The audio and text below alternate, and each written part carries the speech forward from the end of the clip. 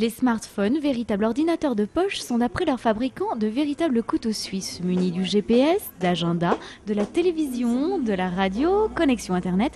Mais ça, c'est en théorie, car la qualité de certains services peut parfois laisser à désirer. En pratique, lors de l'acquisition d'un smartphone, il faut absolument distinguer les photophones, les musicophones, bref, définir ses besoins. Ajouter à cela des applications parfois payantes, cela donne un GPS facturé chez certains opérateurs jusqu'à 50 €, alors qu'il est gratuit chez d'autres. Tout réside donc dans le choix de l'appareil et du forfait. Donc déjà, il faut prendre un forfait Internet adapté, c'est-à-dire qu'on ne prend pas un smartphone sans forfait Internet. Donc à partir de là, il faut prendre un petit forfait Internet. Mais je sais qu'à partir de... sur un forfait normal, non bloqué, à partir de 28,90 €, on peut proposer aujourd'hui des forfaits avec de l'Internet illimité ou aussi bien les SMS illimités. C'est de la vente accessoire, on va dire, des constructeurs qui vous permettent d'accéder à beaucoup d'applications.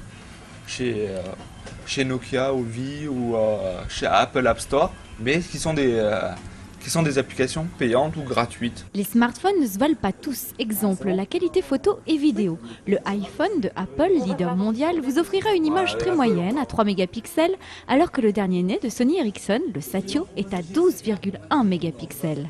Le coût d'un tel petit bijou, iPhone, BlackBerry, Sony ou Nokia, peut varier entre 1 et 500 € parfois pour le même appareil. Explication.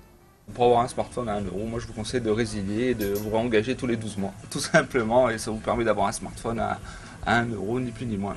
Tous les 24 mois ou tous les 1 an, vous pouvez changer ou justement aller chez l'opérateur concurrent tout en conservant votre numéro et récupérer un nouveau téléphone.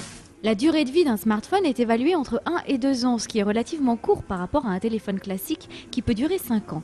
Sa faiblesse résidant dans la batterie et l'écran par sa taille très fragile. En cas de casse, ne pensez même pas faire réparer, la facture serait excessivement salée et pour cause, en 6 mois un appareil devient obsolète. Pensez donc à sauvegarder vos données ou à les stocker sur des cartes amovibles par exemple, souvent fournies dès l'achat de l'appareil. Côté consommateur, c'est le budget, mais surtout le coup de cœur qui oriente le choix. Je m'en sers pour les photos, pour les vidéos, parce que c'est pratique, je sors de ma poche, parce qu'il est quand même à 8 millions de mégapixels, donc c'est quand même assez important. Il y a une bonne qualité, j'écoute la musique, la radio, MP3. Bref, si vous ne voulez pas faire exploser votre budget, choisissez un appareil bénéficiant d'applications gratuites. Sinon, oubliez les cartes prépayées, peu rentables avec ce type d'équipement. Optez plutôt pour un forfait comprenant une connexion Internet illimitée.